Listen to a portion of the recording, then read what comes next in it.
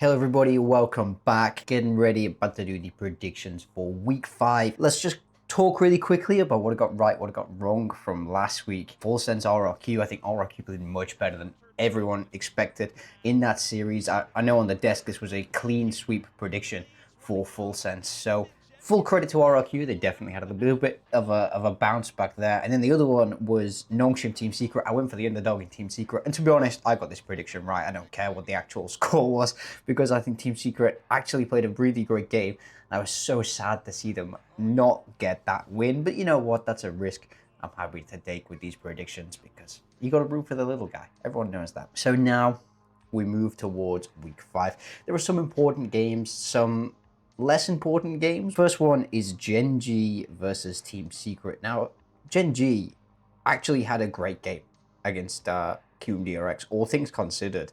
You know, they had a new player come in because of injury, Kite, and I actually feel like he was solid for the most part. I think his stats don't really actually do him justice, especially when he was on that Omen. I actually thought he was doing quite well, and he's helping out in the calls as well, which freed up Lakia. Lakia actually had one of the better games I've seen from him. So pretty impressive, I have to say. You know, to be honest, look at this Lotus OT, 19-17 to KRX. Gen.G had every opportunity to win that game, so I was really nearly wrong about them last week. And then their opponents will be Team Secret. Thing is, I actually really like this Team Secret team. I feel like in their game against Nongshim, you know, 13-8 loss on Breeze. But look at this. They lose both pistols and a bonus. They were dominating them in this first half. I genuinely felt like they were the better team. I think if they win a pistol, this is a 10-2 half easily, and they probably 2-0 Nongshim. So Zeus, of course, was their new player there coming in, and I feel like he had a pretty solid debut for such a young player. So much kind of pressure on his shoulders. The whole nation of the Philippines is watching him, for crying out loud. And I actually think he did quite a good job. So I was impressed by this Team Secret team. I think Gen.G, they like have this hot and cold run of forms if you bring up their game. It's almost like the sort of Talon curse from last year, but not quite as serious, because you look at their games, it goes, Global Esports was terrible. They sucked in that game. And then good against Paper X, terrible against Nongshim, good against Kiwoom DRX. And so I got them playing terrible again this week. Call me, call me superstitious, but I think Team Secret get this win for sure there. So I'll be predicting Team Secret. Next up, Varrel Zeta division, another game at the bottom of the group that ultimately doesn't matter. We saw Varrel get their first map win. So I think that's something that they should be proud about. You know, they couldn't convert it into that win. 13-11 on Lotus. It's close again. They keep doing this. That is with 2 pistols and a bonus, though, mind you. And they finally get that win on Haven. And I think Zexy in this game was wildly different from how we've seen him all season. You see plus 17 there, 8-9 for Jules. I feel like this is the first time I've seen him truly not bottom of the scoreboard, which is so nice for this team. This is really what they finally need. And for Zeta division, they're still on a struggle as well. They're yet to get a win also in this group. And, you know, much like Varrel, they've had these very close games, but they got blown out by T1 last week. To be expected, unfortunately, they were against one of the best. So one of these teams has to end not winless. For me, I think Varrel are trending upwards a lot more, and I think they shoot a lot harder. I think Zeta's strategy is probably a little bit better, but I just don't see them landing shots. If the Varrel kids are switched on and if they're sharp, especially if Zexy is firing, then I think I have to give it to Varrel for this one. But ultimately, this Friday of games is super not important. Now we get to the meat and potatoes. Now we get to the actual bangers. T1 versus Full Sense. This will decide who is at the top of that group. Omega is the easier group, but, you know, both these teams very, very solid. T1 have been perfect this split so far, yet to drop a map since they got back from Santiago, and that is not a small feat, even in this easier group. Full Sense, though, I think we saw them have a bit of a tougher time against RRQ. This was the first time I started doubting them because I was such a Full Sense believer. They were also flawless until this game, but then they came in with this loss where you see them take the first map. The second map is close, even with this kind of big streaks, and then Fracture, they just got blown out 13-3 against RRQ, and RRQ looked to be really struggling. The thing that worries me about this Full Sense team is composure in these bigger games. That's, to me, is the reason why they've not been Last year they couldn't qualify to champs through Japan because they lost. And I think the players are just missing that little bit of experience, even with Cruz coming back on the team, who I think is doing wonders for them. But I just worry that now pressure is truly on the line for them, that they might sink down. Whereas you look at a T1 team that don't seem phased at all, that are keen to get back onto that international stage because Santiago was so terrible for them. London is looking to be the rebound. I just can't see a world where Full Sense are taking this. And unless Primi goes absolutely crazy, we see some insane shots hit throughout the day. But overall, I think T1 are the better team. So I got to give it to T1 there. And now the other side of things, it's all about avoiding that lower bracket start. So Global Esports versus Nongshim. To me, this is open and shut. I'm going with the boys at Global Esports. I am getting so frustrated with this Nongshim team. I mean, I feel like Francis on the Neon, Danby on the Phoenix. Yeah, Danby had a better day on the Phoenix, but ultimately, I just don't like it. I think they're handicapping themselves for no reason. And, I said this when I was talking about Team Secret, but honestly, I think they should have lost this game. I think Francis's stats on the Neon are wholly underwhelming.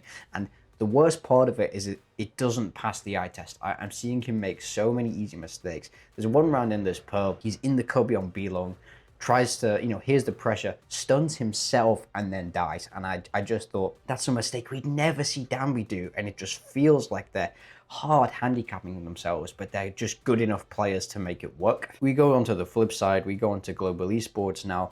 Last week for them was not very good either, unfortunately. They kind of got manhandled by PRX here. We've seen them play PRX close in kickoff, so I had some hope that they were going to make this one competitive, but 13-3, 13-8, this huge streak from PRX on their defender side of Pearl.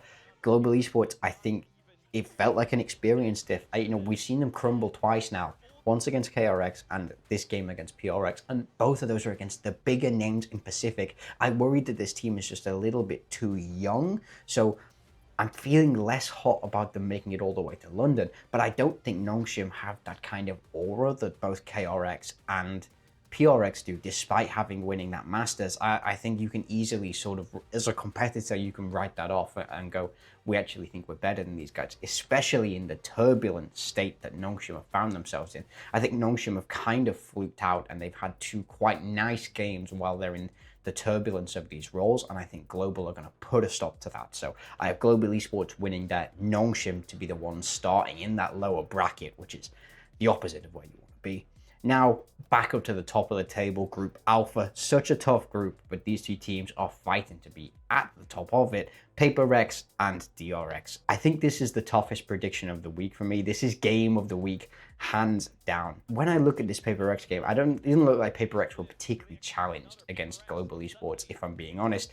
Whereas, as we spoke about with Gen.G, Gen.G actually played DRX incredibly closely. It's hard to weigh up these two teams. Gen.G nearly beat KRX. PRX lost to Gen.G. So it all seems very level, and I think this is going to be a giga banger. Paper X have looked a little bit more turbulent for me throughout the season. I've been very impressed by DRX's macro, especially. I think Bane's calling is really reaching a new level, and if he's able to create those kind of similar gaps that we've seen from him in other games against PRX, their backs just could be against the wall. The biggest chance is if they shoot their way out of it. We know PRX have that ability. They always have. So how much do the guys on KRX step up in terms of firepower? We have to look towards Hyunmin. Hyunmin has just been a fantastic player for them in the past. I feel like he's been a little quiet, unfortunately, but the others are kind of bailing him out a little bit. So I think they just need everyone to be firing and he'll be fine. Mako returning to his massive form is super great to see. I mean, everyone wants to see Mako lift a trophy. And I think Mako is a big player.